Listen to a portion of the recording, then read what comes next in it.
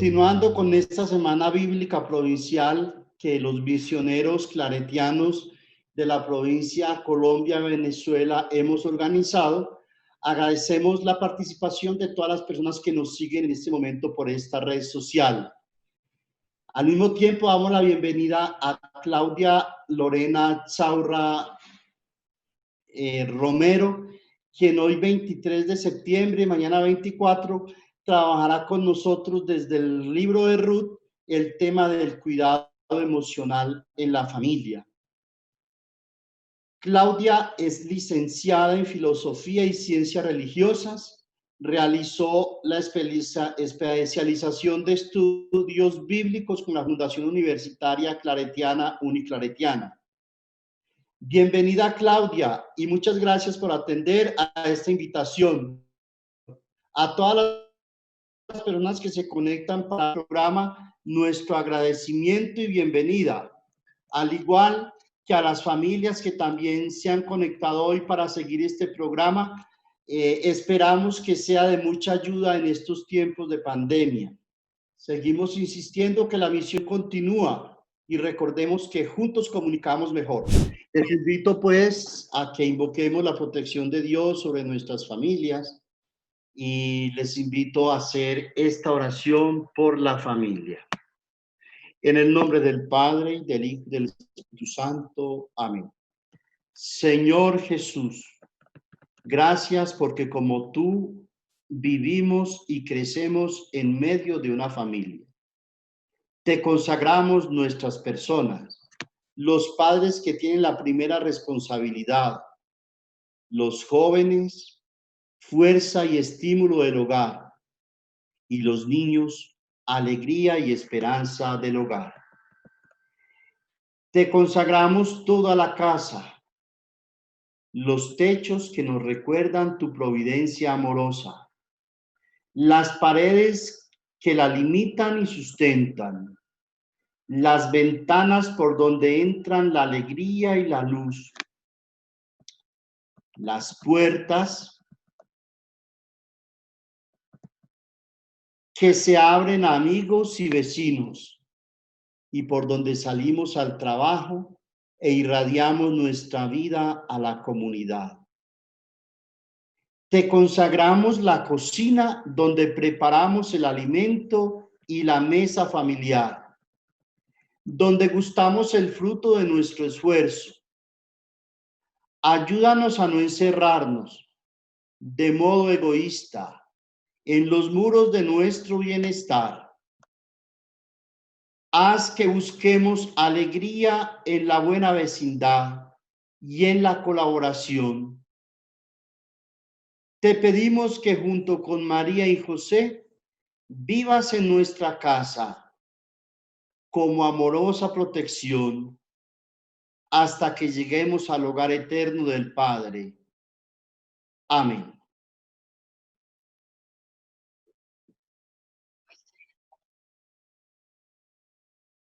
Entonces, antes de dar la palabra a Claudia, les quiero compartir como cuáles serían los puntos que ella va a trabajar en esta primera parte. Entonces, en esta primera parte de la temática que nos propone Claudia, se abordarán estos 5 puntos. Primero, consideraciones generales del libro de Ruth. Segundo, las palabras claves dentro del libro y dentro del lenguaje que ella va a utilizar con nosotros durante estos 2 días. Tercero, unas características de los personajes del libro de Ruth. Cuarto, referentes, símbolos, números y expresiones bíblicas. Y quinto, el proyecto premonárquico y el proyecto monárquico. Bueno, Claudia, entonces ahora tienes tú la palabra. Esperamos que te sientas a gusto entre nosotros. La gente está ansiosa también por escucharte. Deleítanos con este tema tan significativo para este tiempo. Buenas noches para todos y para todas. Es muy grato para mí el poder participar de esta semana bíblica claretiana. Agradezco enormemente la invitación del padre Carlomán Y bueno, vamos a aprender mucho en este día, este miércoles de reflexión bíblica y con este tema pues que les traigo preparados para el día de hoy. En ese tiempo de resguardo, siento yo que nuestra vida ha cambiado, ¿sí? Y ha sido también un tiempo para leer y para reparar nuestras redes, trayendo a la colación la vivencia de los pescadores en aquellos momentos que no podían salir al mar. Para todos ha sido un espacio de encuentro personal y espero que también para muchos haya significado un tiempo de conectarse con Dios. En este tiempo de pandemia, las dinámicas familiares han tenido un movimiento muy grande. Algunos miembros de las familias han quedado lejos de sus seres queridos, otros hemos quedado en el mismo espacio, pero a todos nos ha correspondido responder a unas dinámicas totalmente diferentes a las que estábamos acostumbrados. Cuando compartimos con nuestros amigos, con nuestros colegas, con nuestros familiares, vemos que los invade una gran incertidumbre, miedo, impotencia, frustración, pero también hay otros valores, otras emociones que se van apareciendo en el camino, como lo son la resiliencia, la solidaridad, la creatividad y la esperanza. Lamentablemente, esta pandemia no ha sido la única situación que nos aqueja. Hemos visto mucha violencia, corrupción, impunidad, las injusticias y la pobreza como tal que sigue en medio de nosotros. Pero todo esto debe ser una motivación para cada uno de nosotros como creyentes para poder releer esos signos de los tiempos y también para retomar la palabra y ver la esperanza que ella nos siembra a cada una de nosotros. El tema que les voy a compartir estos 2 días, primero es el libro de Ruth, un libro hermoso. Realmente lo he trabajado siempre desde la hermenéutica femenina, viendo, resaltando la sororidad, ¿sí? Pero en esta oportunidad es un llamado a leerlo desde la familia, desde el cuidado de las emociones en la familia. Y es darle una mirada más amplia, es leer, es pensarnos qué es lo que Dios tiene para decirnos a cada uno y cada una de nosotras y mirar cómo esa historia de salvación se continúa construyendo a través de cada uno de nosotros, desde nuestros proyectos de vida, desde el ser madre, desde ser hijo, de ser hermano, de ser amigo, ¿sí? De ser profesional. Entonces, bueno, nos vamos a disponer y vamos a aventurarnos en este discernir y vamos a descubrir esto que Dios nos quiere decir hoy y vamos a ver cómo se actualiza este libro en nuestra cotidianidad. Les voy a presentar entonces acá el cuidado emocional de la familia. Para poder entender el tema de Ruth, ¿sí? Y poderla enfocar en este ámbito, vamos a primero tener unas consideraciones generales del libro como tal. Es muy importante que primero nos familiaricemos con el texto. Yo voy a retomar dos autores muy valiosos. Uno es Carlos Mesters y con su libro que se llama Ruth, una historia de la Biblia, pan, familia y tierra. ¿Sí? Es la colección de la Biblia número 3 y con él vamos a ir descubriendo todo este caminar. Y también me he basado en la revista En Ribla con Alicia Winters.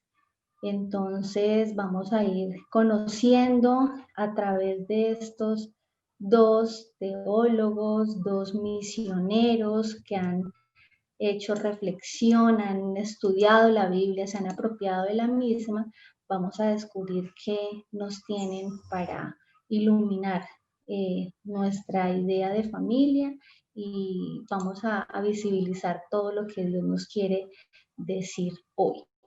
Bueno, entonces sin más preámbulo les voy a dar paso a que veamos un video. En este video pues realmente es muy pedagógico, muy fácil de comprender, ¿sí? Y nos da, digamos, la claridad para poder entender el contexto y el libro como tal. Es una novela, ¿sí? Para que también lo tengamos allí en cuenta. Y esta novela lo que nos podría hacer pensar o lo que realmente nos quiere mostrar es que se hace una mirada en retrospectiva, ¿sí? Es una mirada de situaciones que ya pasaron, ¿sí? Y que en ella se pretende sembrar la esperanza, ¿sí? La esperanza de lo que nosotros consideramos un mundo mejor, un mundo más justo, un mundo más solidario, y es lo que de alguna otra manera cada uno de nosotros en nuestros proyectos de vida estamos llamados a ir sembrando. Entonces, veamos primero el video. En sus casitas igual, ojalá puedan también tener el libro de Ruth abierto, que podamos ir comprendiendo qué es lo que nos pretenden decir estos 4 capítulos, ¿sí? Es un libro muy corto, pero es un libro, como les estaba diciendo, lleno de realmente de esperanza, de vida, de alegría, en medio de las circunstancias difíciles. Y bueno, aquí estamos para aprender. Veamos entonces el video.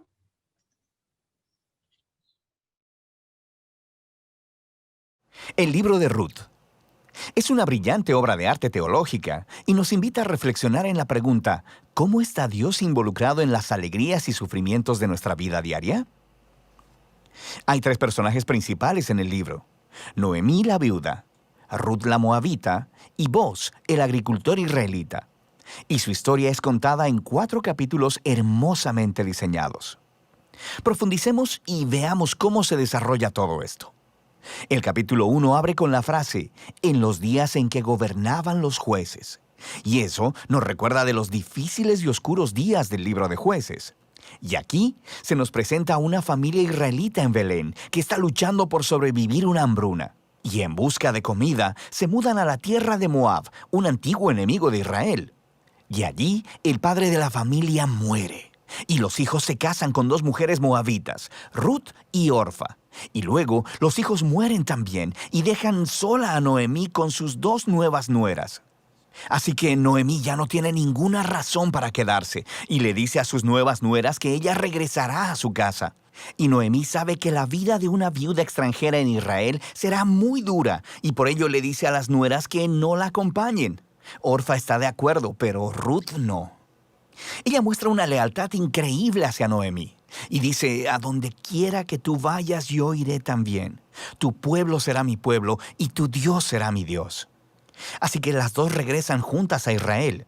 Y el capítulo concluye con que Noemí cambia su nombre a Mara, que significa amarga en hebreo, y ella se lamenta de su trágico destino. El capítulo 2 comienza con Noemí y Ruth hablando acerca de dónde encontrarán comida, y resulta que es el inicio de la cosecha de la cebada. Así que Ruth va a buscar comida y resulta que termina recogiendo granos en el campo de un hombre llamado Boaz, quien resulta ser familiar de Noemí. Se nos dice que Boaz es un hombre de carácter noble y Ruth le llama la atención a él. Así que después de conocer un poco más de su historia, él muestra una generosidad increíble para con ella. Él hace arreglos especiales para que la inmigrante Ruth pueda recoger granos en su campo. Y al hacerlo, Boaz está de hecho obedeciendo un mandamiento explícito de la Torá: mostrar generosidad al inmigrante y al pobre. Boaz está tan impresionado por la lealtad de Ruth a Noemí que ora para que Dios la recompense por su valentía. Así que Ruth vuelve a casa ese día y Noemí se entera de que ella conoció a Boaz y está muy emocionada. Noemí le dice que Boaz es el redentor de su familia. Ahora, esto del pariente redentor era una práctica cultural en Israel, donde si un hombre en la familia moría y dejaba a su esposa, hijos o tierra, era la responsabilidad del pariente redentor casarse con esa viuda, tomar la tierra y proteger a esa familia. Así que Noemí empieza a tener esperanza de que quizá todavía hay un futuro para su familia. El capítulo 3 comienza con Noemí y Ruth haciendo un plan para hacer que Boaz note la situación. Ruth dejará de usar su ropa de luto y empezará a mostrar que está disponible para casarse. Así que Ruth va a buscar a Boaz en la finca durante la noche. Y conforme ella se acerca, Boaz se despierta y queda completamente sorprendido. Y Ruth comunica muy claro cuáles son sus intenciones. Le pide a Booz que redima a la familia de Noemí y se case con ella. Y Booz de nuevo queda asombrado por la lealtad de Ruth a Noemí y a su familia, y le dice a Ruth que ella es una mujer virtuosa. Es el mismo término que se utiliza para describir a la mujer en Proverbios 31. Así que Booz le dice a Ruth que espere hasta el día siguiente, y él redimirá tanto a Ruth como a Noemí legalmente delante de los ancianos de la ciudad. Así que el capítulo termina con Ruth regresando a Noemí, y ellas se maravillan juntas por todo lo que está sucediendo. En el capítulo 4 todo se resuelve. Resulta que en el último minuto, Booz descubre que hay un pariente que es más cercano a Noemí que él, y este hombre es elegible antes que él para redimir a la familia. Pero en el último segundo, este pariente se entera de que se tiene que casar con Ruth, la moabita, así que se rehúsa. Pero Booz, recuerda, él conoce el verdadero carácter de Ruth, así que adquiere la propiedad familiar de Noemí y se casa con Ruth. De manera que, justo como en el principio, Ruth fue leal a la familia de Noemí, ahora Booz es también leal a la familia de Noemí. La historia concluye con un revés de todas las tragedias del capítulo 1. La muerte del esposo y los hijos es revertida, ya que Ruth se casa de nuevo y da a luz un hijo, trayendo gozo a Noemí. Y esta simetría entre el inicio y el final es todavía más asombrosa. Recuerda, la tragedia inicial fue seguida por un gran acto de lealtad por parte de Ruth. Y eso ahora coincide con el acto de lealtad de Booz que lleva a la restauración de la familia. Y esta simetría resalta también el diseño de los capítulos internos. Cada uno de los capítulos inicia con Noemí y Ruth haciendo planes para el futuro. Y eso es seguido por una reunión providencial entre Ruth y Booz. Y cada capítulo concluye con Noemí y Ruth regocijándose por lo que ha sucedido. La historia está diseñada de manera hermosa, y ese diseño se conecta con una característica muy interesante de la historia, y es lo poco que se menciona a Dios. Sí, los personajes hablan acerca de Dios algunas veces, pero el narrador jamás menciona a Dios haciendo algo directamente en la historia. Y eso es brillante, porque la providencia de Dios está obrando detrás de cada escena en esta historia, tejiendo las circunstancias y las decisiones de cada personaje. En el caso de Noemí, su tragedia la lleva a pensar que Dios la está castigando. Pero en realidad, la historia entera se trata de la misión de Dios para restaurarla a ella y a su familia. Y Él lo está haciendo a través de Ruth, a través de su valentía y su lealtad, lo que trae sanidad a la vida de Noemí. Pero no sin Booz, un agricultor que no se anda con rodeos, lleno de generosidad y lealtad. Así que Dios usa la integridad de Booz combinada con la valentía de Ruth para salvar a Noemí y a su familia. Y esta historia explora de manera brillante la interacción de los propósitos y la voluntad de Dios con las decisiones y la voluntad humana. Dios entreteje la obediencia fiel de su pueblo para traer al mundo sus propósitos redentores. Eso nos lleva al verdadero final de la historia. El libro de Ruth concluye con una genealogía, mostrando cómo el hijo de Booz y Ruth, Obed, fue el abuelo del rey David, quienes forman parte del linaje del Mesías. Y así, de repente, todos estos eventos, aparentemente mundanos y ordinarios, se entretejen en la gran historia de la redención de Dios para todo el mundo. Así que el libro de Ruth nos invita a considerar cómo Dios puede estar obrando en los detalles ordinarios y mundanos de nuestras vidas también. Y de eso se trata el libro de Ruth. Bueno, después de ver este video, pues donde nos comentan cuál es la historia de Ruth, ¿sí? Nos comentan cuál es esa historia de esta familia, de estas mujeres especialmente, ¿sí? Y nos ubica con los personajes Ruth, Noemí, Booz, Orfa, ¿sí? Y finalmente Obed. Allí, en este caso, es los dos personajes allí centrales, Noemí y Ruth, ¿sí? Nos hacen un llamado a ver, primero a determinar qué es una familia para nosotros y pensarnos en las diferentes familias que hoy están constituidas. Vemos que las familias a lo largo de la historia han cambiado sus dinámicas, han cambiado la misma estructura por todas las circunstancias que el mismo tiempo pues les ha ido dando. Pero en esencia, la familia, como nosotros lo conocemos, es el núcleo, es esa célula en la que estamos nosotros llamados a ser, a crecer, ¿sí? Y a solidarizarnos con los más cercanos. Más adelante vamos a ver también cómo podemos hablar de la familia pequeña, la familia cercana, pero también de esa familia extensa, que sería la comunidad como tal. Estas dos mujeres pasan por unas situaciones muy complejas, ¿sí? Pensemos nada más en el contexto en el que se encontraban. Entonces, miremos que son viudas, ¿sí? Que en este caso sería extranjera, que están pobres, están sin hijos, están realmente solas, ¿sí? Están desprotegidas totalmente. Y esto las lleva a ellas a pensarse que se tienen simplemente la una a la otra, ¿sí? En cada uno de los personajes, también lo vamos a ver ahorita más adelante, vamos a descubrir unas características fundamentales.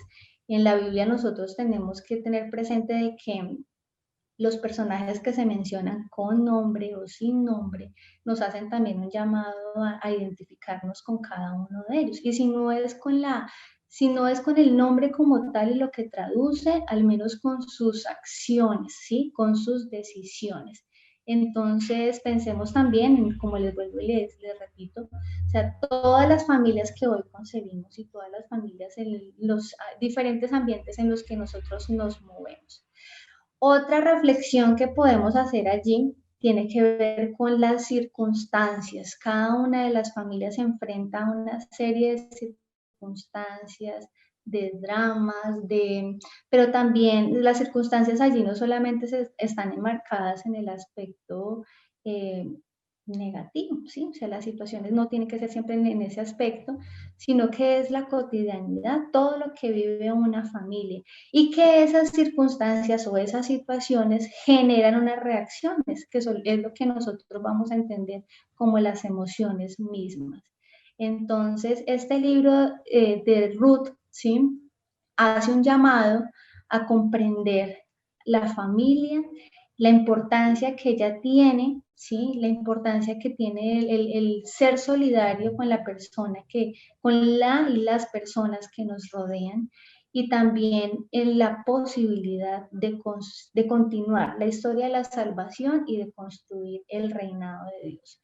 Estos dos últimos, digamos, títulos que le pongo allí, Historia de la Salvación y el Reinado de Dios, es muy importante que nosotros también nos detengamos a pensar. Hombres y mujeres, así, comunes y corrientes como nosotros, somos los creadores de la continuidad, perdón, de esta historia de la salvación. Y la misma historia bíblica, la misma Biblia nos muestra de cómo son ellos, ¿sí? O sea, cómo somos nosotros elegidos para que sea posible esa presencia de Dios. Y esa presencia de Dios en medio de esa historia de la salvación nos debe llevar precisamente a una construcción de un proyecto diferente. Y ese proyecto es el que nosotros llamamos el proyecto del reinado de Dios.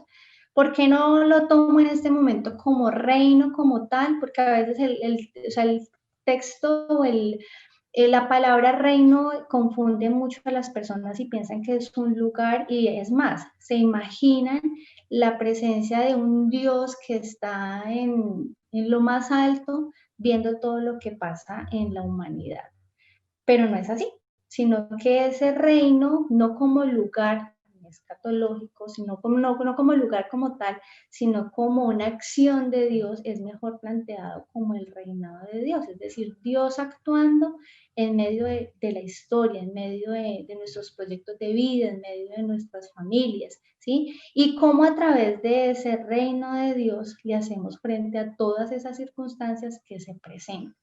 Yo creo que algo muy importante que nosotros también tenemos que tener en cuenta es que la historia de la salvación o el proyecto del reinado de Dios no quita, no excluye la dificultad, ¿sí? Porque en muchas ocasiones pensamos, o cuando nos hablan del reinado de Dios, pensamos que es el hecho de que las familias sean perfectas, que no tengan problemas, que no discutan, o que, digamos, en un país las situaciones que se presenten sean que todos estemos estemos muy bien y que no haya ninguna dificultad, ninguna injusticia, ninguna digamos, como situación que nos lleve a entrar nuevamente en conflicto. No, ni la historia de la salvación ni el reinado de Dios eximen esta realidad humana, sino que a través de la realidad humana, a través de la fragilidad humana como tal, nace la esperanza. Y es allí donde se comienzan a generar esos otros valores y esas otras situaciones que nos llevan a acercarnos más al hermano y por ende acercarnos más también a Dios, es decir, desde la solidaridad, desde la paz, desde la entrega desinteresada, desde la opción por el pobre, desde la opción por aquella persona que está sufriendo, ¿sí? Eso es, digamos, a grandes rasgos lo que nos presenta esta historia de Ruth, esa historia de dos mujeres osadas, valientes, líderes, que nos muestran que es posible creer, que es posible fomentar, crear una nueva realidad. Bueno, cuando hablamos del libro de Ruth, vamos a darnos cuenta de varias cositas allí importantes cuando lo abrimos. Es primero la forma en que está escrito, ¿sí? Nos damos cuenta de que se ubica en, digamos, como una novela, ¿sí? En el género literario también, narrativo, ¿sí? Y donde grafica la realidad de un pueblo, ¿sí?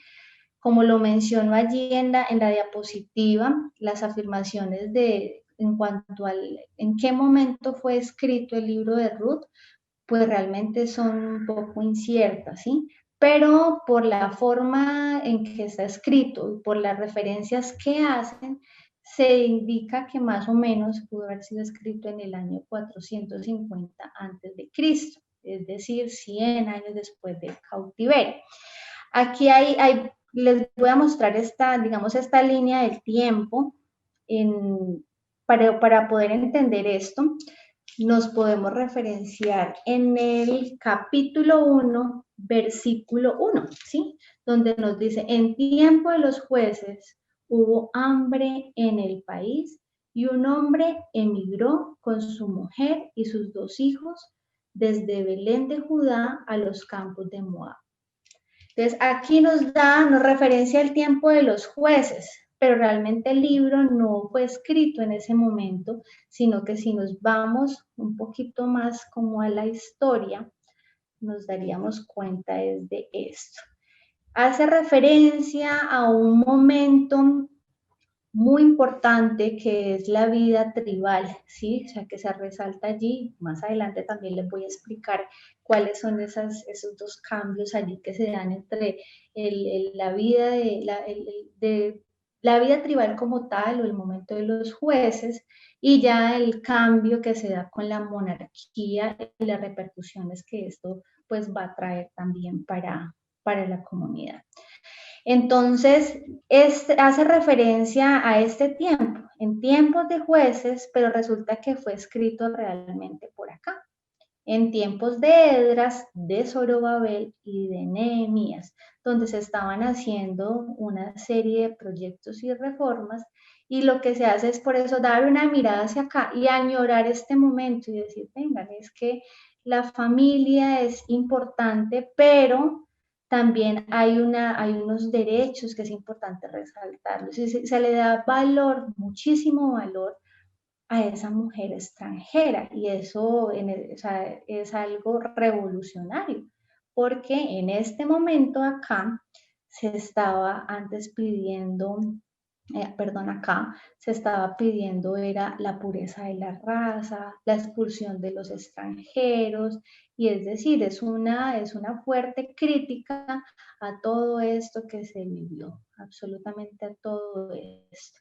Y es la esperanza misma de un nuevo David, ¿sí? O sea, de un nuevo Mesías acá, que reforma, transforma ese proyecto de esa historia de la salvación y que da cabida, ¿sí?, a hombres y mujeres extranjeros, pobres y ricos, ¿sí?, y que trae la esperanza a este mundo. Entonces, miren que es muy bonito esta historia como tal, porque nos referencia, no diría yo, no un momento idílico, sino un proyecto que realmente nos humaniza, a un proyecto que tuvo realmente o que estuvo activo durante muy poco tiempo, pero que se añora, o sea, se añoraba y se añora, porque es tanto que en los mismos evangelios, en Hechos de los Apóstoles,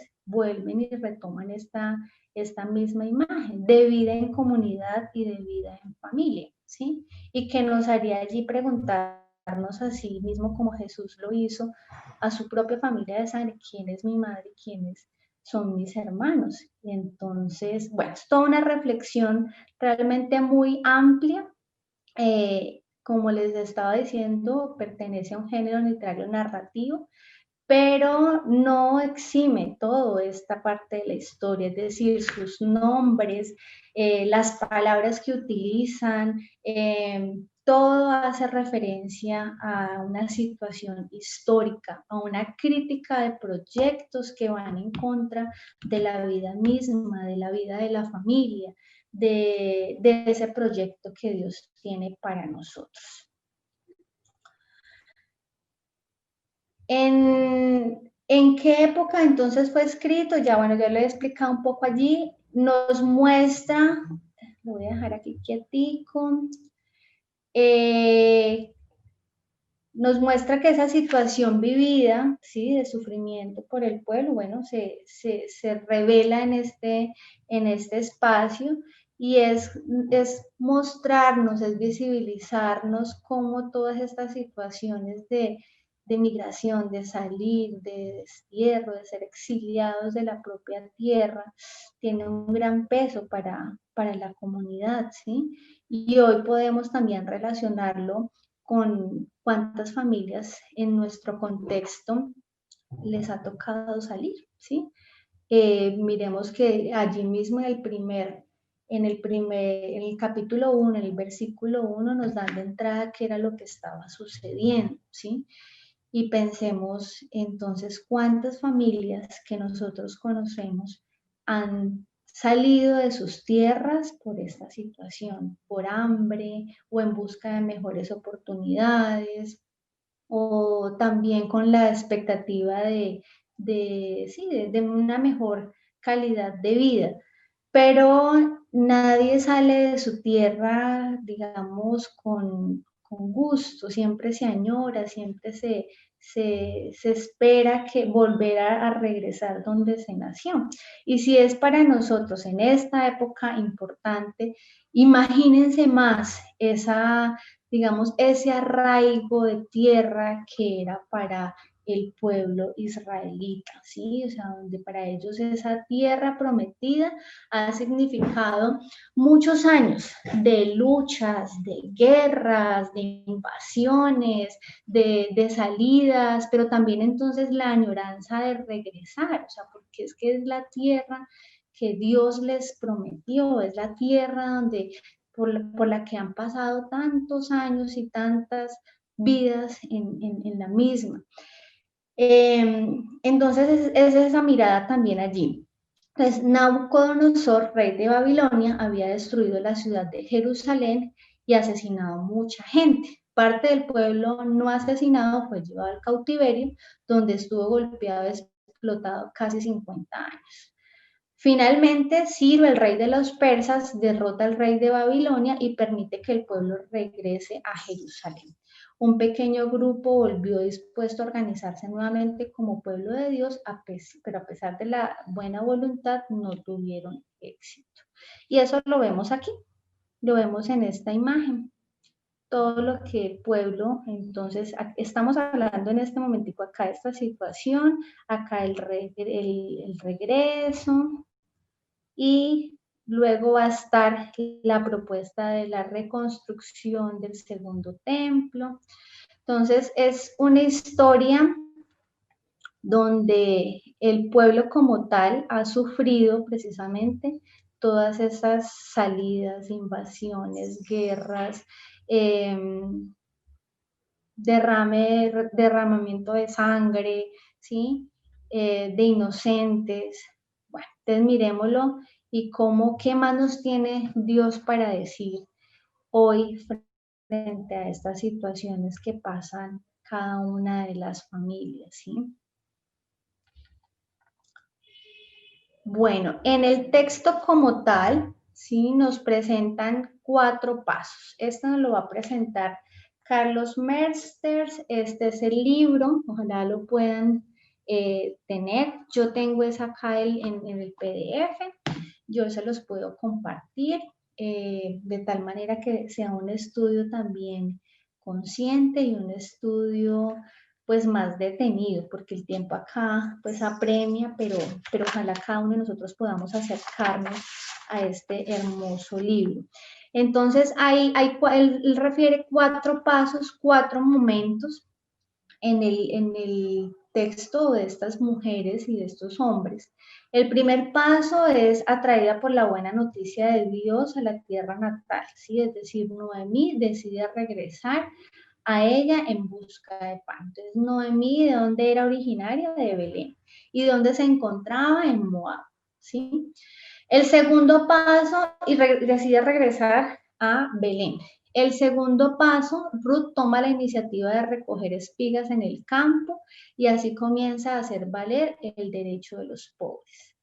El tercer paso es llevado por Ruth, Booz se compromete a cumplir la ley del rescate y así ayuda a la solución del problema de la familia. Y el cuarto paso, Booz cumple la ley del rescate, se casa con Ruth y garantiza la posesión de la tierra y el futuro de la familia. Entonces miremos estos 4 pasos y así mismo lo va desarrollando en este libro y indica todos los signos de esperanza, las formas en que está escrito el texto, o sea, el autor o la autora o los autores de este texto como tal realmente lo pensaron muy bien, o sea, en la escritura y en algunos, en cada uno de los versículos que están allí nos muestran cómo tenía una intención de resaltar aspectos y de reafirmar, o sea, porque incluso en el primer paso, les voy a poner el ejemplo, dice aprender a mirar el tejido del texto. Y dicen en ese sentido que es un texto muy bien tejido, con frases y colores en las palabras, ¿sí? Si lo observamos de cerca, vamos a poder ver esas divisiones y esas costuras. Y entonces allí nos pone un ejemplo. Comienza el regreso de la tierra de Judá en busca de pan. Capítulo 1, versículo del 6 al 7. En el capítulo 1, del 8 al 14, está el llanto y diálogo de Noemí con las 2 nueras. Hay un eje central allí. Capítulo 1, versículos del 15 al 18. Ruth resuelve quedarse con Noemí y regresar con ella.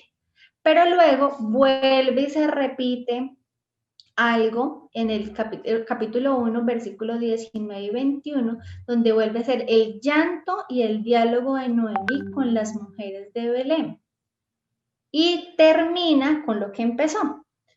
En el capítulo 1, versículo 22, dice, termina el regreso de la tierra de Judá al comienzo de la siega. O sea, es realmente una costura muy bien pensada y asimismo lo hace en los otros pasos de retomar frases, episodios y de alguna otra manera con ellos nos está reafirmando esa digamos, esa acción como tal, y nos permite, nos llama a descubrir allí qué es lo que nos está diciendo Dios en medio de.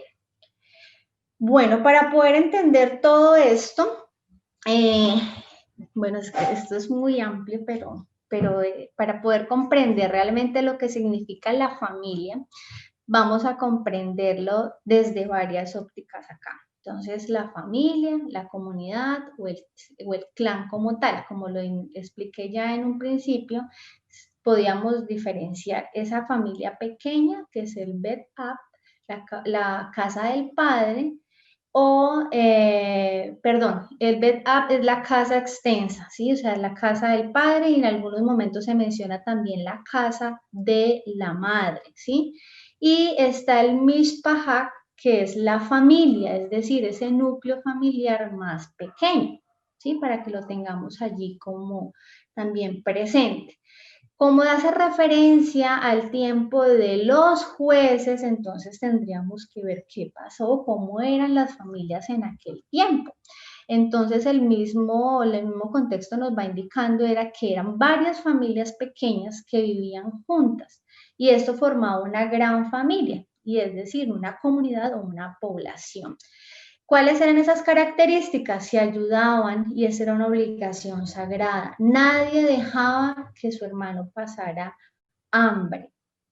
Esto yo creo que si lo vamos trayendo a nuestra cotidianidad, nos va haciendo también reflexionar sobre lo que sucede en nuestro contexto, ¿sí?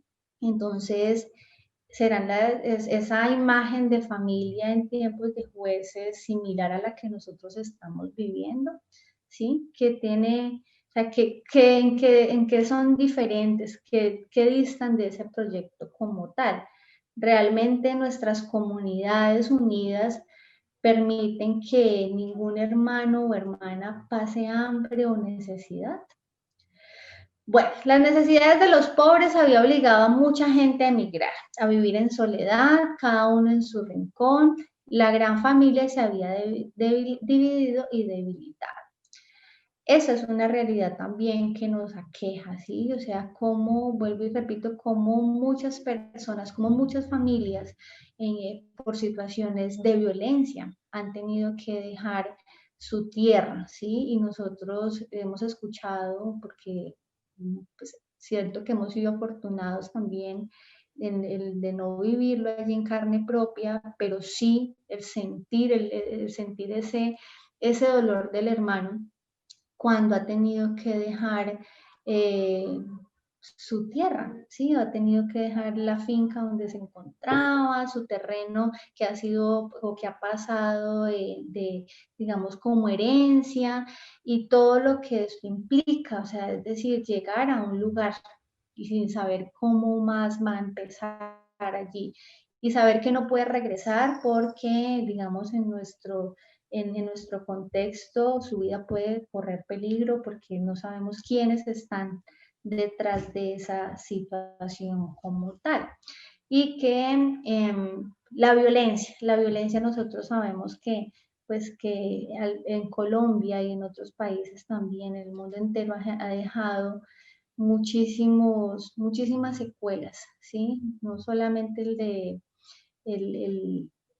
las vidas que ya no están, sino ese dolor por aquellos pues que precisamente no nos acompañan y que bueno, es un llamado para cada uno de nosotros a luchar por la vida y seguir sembrando esas semillas de paz en los nuevos territorios que nos corresponde habitar.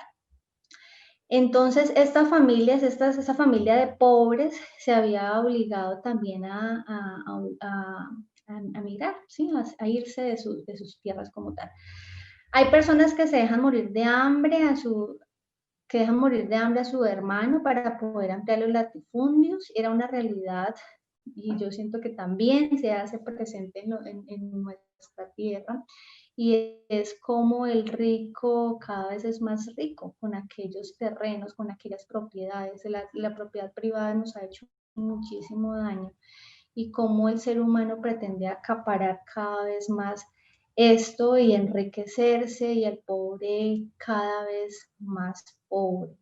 El pobre con sus tierras podría generar una economía solidaria, poder generar un mismo sustento para ellos mismos, pero esto ya no es posible, ¿sí? Hemos dejado, ¿sí?, morir a muchas personas de hambre, y es en ese mismo acaparamiento, en esa misma corrupción que nuestra sociedad está inserta. Bueno, ya que no me va a alcanzar. Hay personas, voy a repetir esto.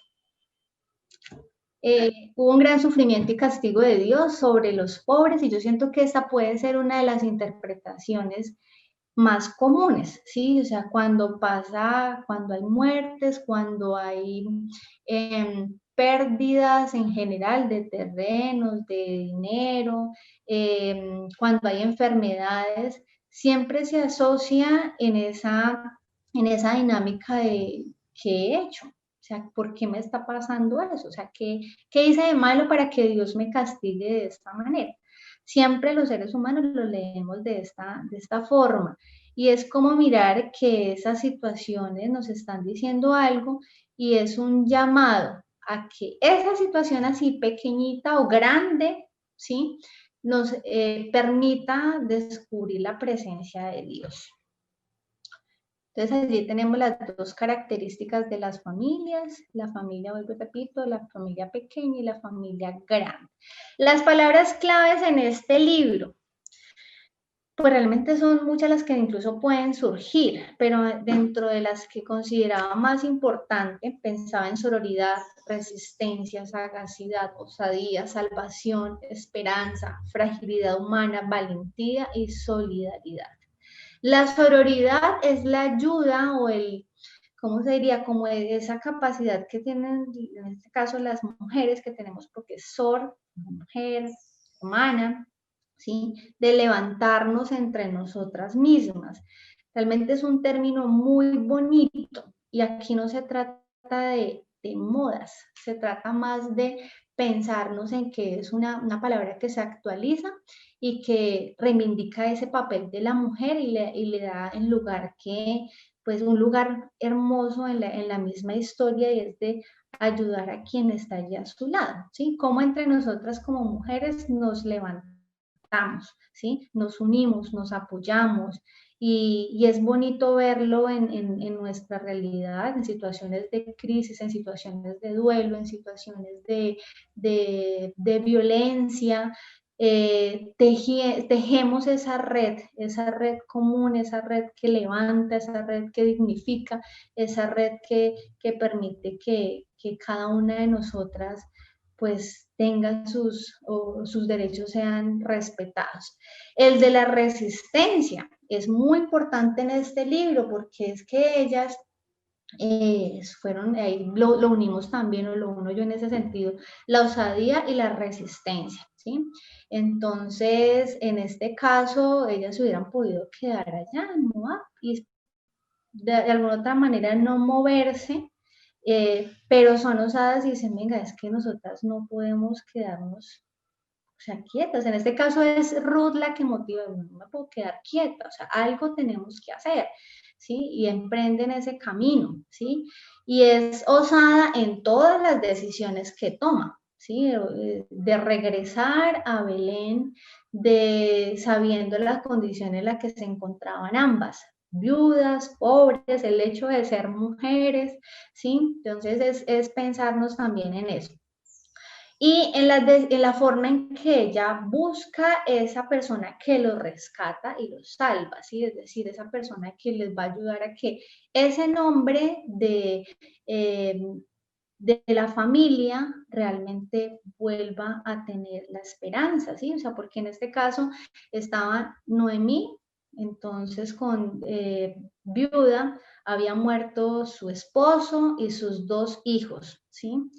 Pensemos también en esa emoción allí. O sea, era una mujer que estaba pasando por una serie de duelos, ¿sí? Una serie de duelos y bien complejos. O sea, el perder a su compañero, el perder a sus hijos y en este caso el pensar que iba a perder también su tierra, ¿sí? Que ella de alguna otra manera ya sentía que su vida no tenía sentido y que era destinada a la muerte. Pero lo que hace precisamente en esa sororidad Ruth es acompañarla y decirle, no, mira, vamos a pensarnos y a planear qué es lo que podemos hacer. Entonces ya comienzan a surgir las ideas, ¿sí? Y en esas ideas está esa sagacidad, que es muy bonito desde lo bíblico. Es todo lo que a las mujeres les toca hacer o lo que hacen para que la historia de la salvación sea posible. Yo siento que a mí me encanta una historia y es la historia precisamente de Moisés. Y entonces es ver cómo la hermana de Moisés lo piensa todo con la mamá.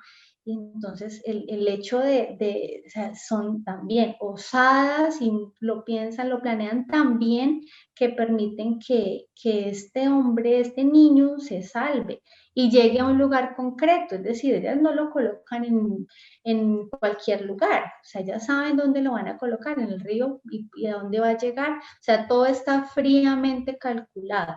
Y la sororidad en este caso, pues me vuelvo, digamos, en este libro, lo meto allí, pero es para referenciar esta imagen de las mujeres, es el hecho del mismo trabajo unido de las parteras y de ellas como familia, es decir, allí vuelven y representan esa idea de no solamente la familia pequeña, sino la familia en comunidad. Otro de las palabras claves allí va a ser el tema de la salvación, ¿sí?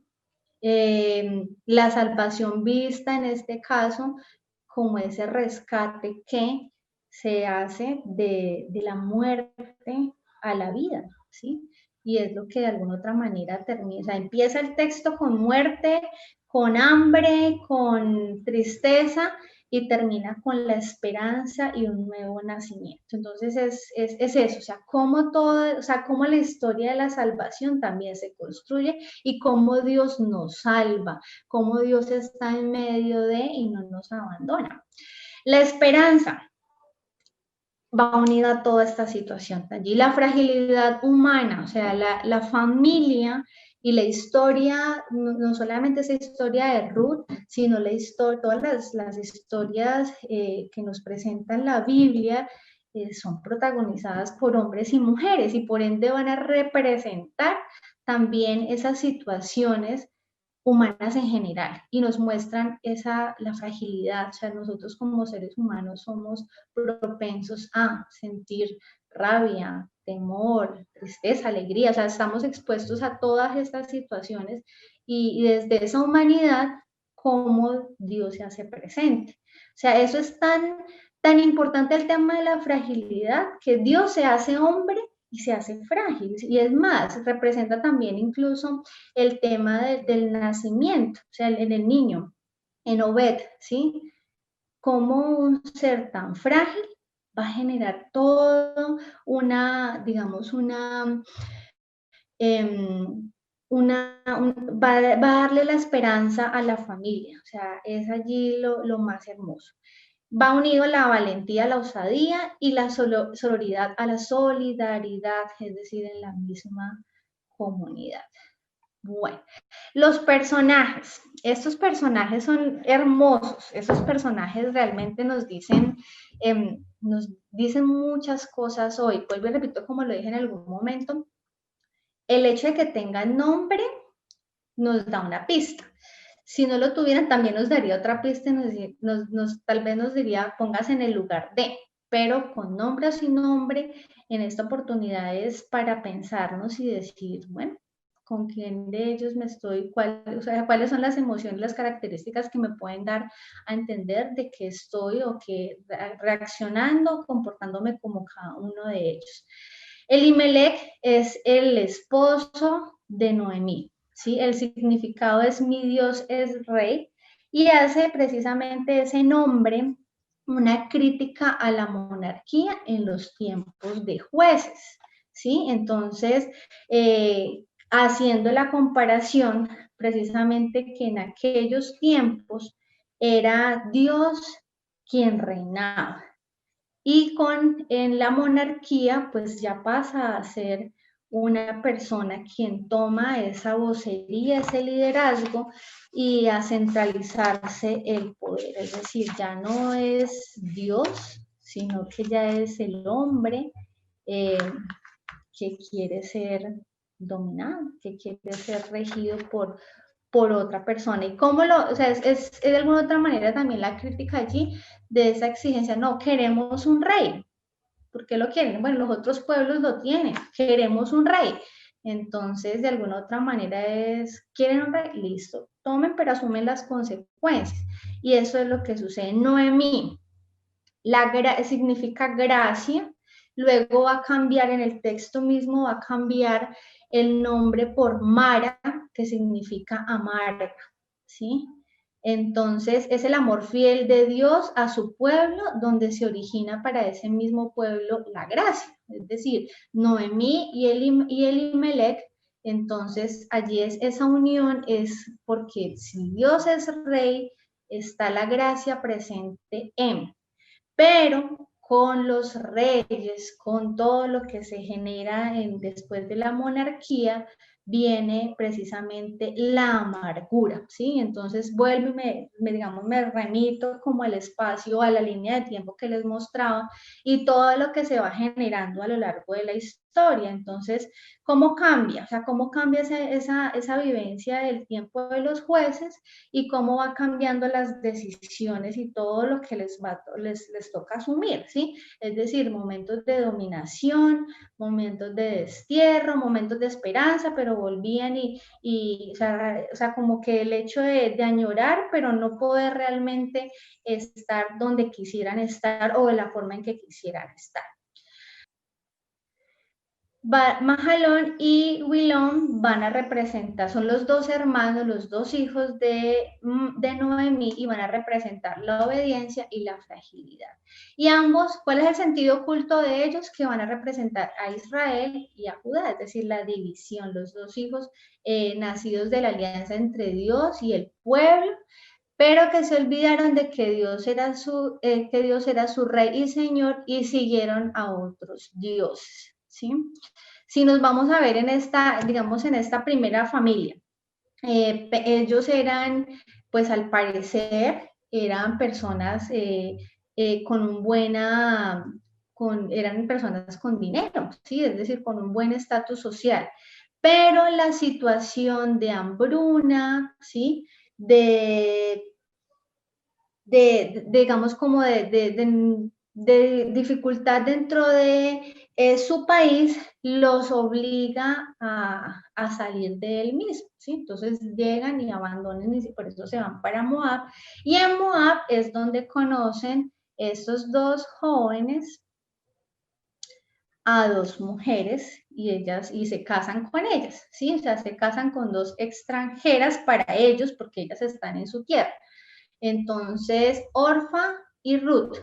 Orfa, realmente nos dicen muy poco de Orfa, ¿sí? Que es la otra nuera que en el momento en el camino, pues cuando Noemí las confronta y les dicen, venga, ya, no tengo, ustedes me están acompañando por puro amor y por pura, no, por pura opción, ¿sí? O sea, porque a ustedes les nace acompañarme, pero yo ya no le encuentro sentido, vayan y rehagan su vida, pueden empezar otra dinámica en medio de las circunstancias en las que ellas estaban también, pero ellas iban a estar con su familia, ¿sí? Entonces, en el texto como tal, nos dicen lo siguiente de Orfa.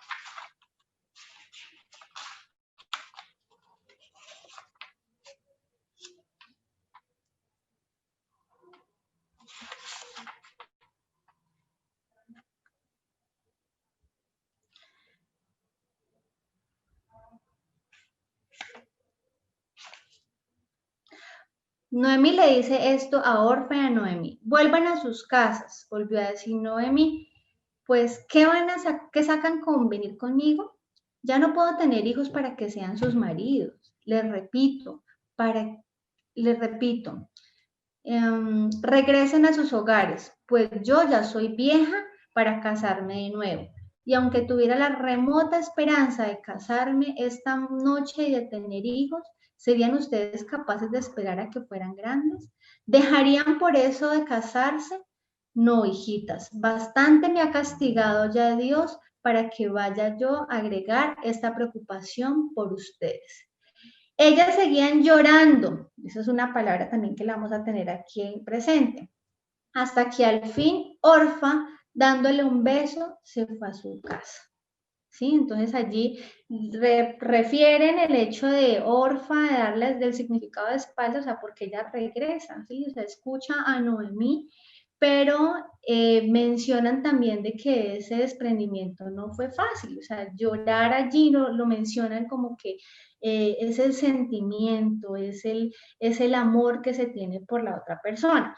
Nosotros somos muy buenos para juzgar y estaríamos diciendo, uy, qué mala nuera, o sea, cómo deja a Noemí en el medio del camino, pero no, allí también están las decisiones, está la libertad y está lo más bonito y es el poder dar la opción a la otra persona y pensar de que lo que hace la otra persona no lo hace con la intención, en ese caso, de lastimarme, sino también de preservar su vida. O sea, nosotros podríamos juzgar allí muy fácilmente, pero realmente la invitación es otra. Es esa misma decisión, es esa misma fragilidad humana en la que cada uno de nosotros también puede tomar. Y con Ruth, pero en este caso con Ruth, dice lo siguiente. Ruth, en cambio, se quedó con ella. Noemí le dijo entonces, ¿por qué no te vas con ella? Para que así regreses a tu casa y a tus dioses. Ruth le replicó, no me obligues a dejarte, yéndome lejos de ti, pues donde tú vayas, yo iré. Tu pueblo será mi pueblo y tu Dios será mi Dios. Este es el mensaje más hermoso, es la opción más hermosa que podemos ver en Ruth, es decir, es optar por el desvalido, es optar por, en este caso, la viuda, por optar por esa mujer pobre, por esa mujer que no le encuentra sentido, y se aplica todo el término de sororidad allí en ellas, y la coge precisamente incluso como esa madre, esa madre amorosa, y que le dice, no, o sea, yo no te voy a dejar sola, no me obligues a dejarte, no me obligues a irme lejos de ti, sino que al contrario, yo voy a ir contigo y yo voy siendo extranjera, es decir, pedirle como, acéptame en tu pueblo, acógeme como una más de ustedes, y tu pueblo va a ser mi pueblo y tu Dios será mi Dios. Esta es la opción más hermosa. Donde tú mueras, allí también quiero morir yo y ser enterrada. Que el Señor me castigue como es debida, si no es la muerte la que nos separe. Esta es la expresión hermosa, ¿sí? Esa es la expresión clara de la opción de Ruth, de esa opción radical por la otra persona. Ruth fue recibida por Booz como hija de Abraham, miembro del pueblo de Dios, no por ser de su raza ni por haber observado su ley, sino por haberse comprometido tan profundamente con Noemí y a través de ella con Dios y con su pueblo. Es decir, Ruth es amiga, ¿sí? Le busca es regresar a la gracia, a Noemí, a su propia gracia. Booz, el significado, a la fuerza, y lo representan o lo relacionan con un juez, ¿sí? O sea, con el nombre de gran valor, con un nombre de gran valor. Ese era el título de algunos jueces que en el pasado liberaron a su pueblo, y es ese hombre que opta también por rescatarlas, pero a cambio de nada, ¿sí? O sea, porque la rescata, pero finalmente la tierra no es para él. Es más, el hijo tampoco va a ser para él. O sea, el hijo va a tener es el nombre del esposo de Noemí, de Elimelech, ¿sí? Entonces, allí uno diría, es la gratuidad con la que se busca servir también. O sea, nos resaltan allí a Ruth, ¿sí? Se despoja, opta, y a Booz, que es esa mirada tierna, porque lo muestra con algunas palabras allí, es ese hombre que busca hacer las cosas por, digamos, en su derecho, y correctamente siguiendo las leyes, pero también actualiza esas leyes, ¿sí? Y permite que se dé paso a la esperanza. Y allí nos va a mostrar ese amor humano y ese amor divino. Y finalmente Obed va a ser el hijo de Ruth y de Booz, y el hijo de Noemí, que es el que le va a dar un nuevo sentido a la vida de ella. Y en última sería el rescatado. Allí, digamos, ya lo voy a explicar mañana, el tema del goelazgo, o sea, cómo se hace presente ese goel, qué significa el goel, y cómo en este caso Obed hace referencia a ese ser nuevo que permite que se restaure la familia, ¿sí? Que vuelva la abundancia, que vuelva la esperanza, que vuelva a surgir todo este proyecto tan hermoso como lo es la familia. ¿Listo? Bueno, entonces vamos a dejar hasta ahí el día de hoy. Ya mañana nos encontramos nuevamente y vamos a hablar sobre otros elementos pues, que refieren a este hermoso texto. Entonces, los invito a que esta noche vuelvan y lean y retomen y se detengan a subrayar cada palabra que les llame la atención, cada actitud de estos personajes que ustedes digan, ¿qué me querrá decir Dios hoy a través de esta persona? ¿Listo? Entonces, que tengan una feliz noche y nos vemos mañana. Bueno, Claudia, muchas gracias por lo que hemos compartido en esta primera parte del tema del cuidado de las emociones, los sentimientos en la familia. Y a ustedes que nos ven y nos escuchan, los esperamos mañana para compartir la segunda parte de este tema tan fascinante como es el libro de Ruth y el cuidado de las emociones en la familia. Les invito a cerrar este programa con las palabras del ángel dirigidas a María y vamos a decir todos juntos, Dios te salve María, llena eres de gracia, el Señor está contigo, bendita tú eres entre todas las mujeres y bendito es el fruto de tu vientre Jesús. Santa María, Madre de Dios, ruega por nosotros pecadores, ahora y en la hora de nuestra muerte. Amén. En el nombre del Padre, y del Hijo, y del Espíritu Santo. Amén. Recuerden que la misión continúa y que juntos comunicamos mejor.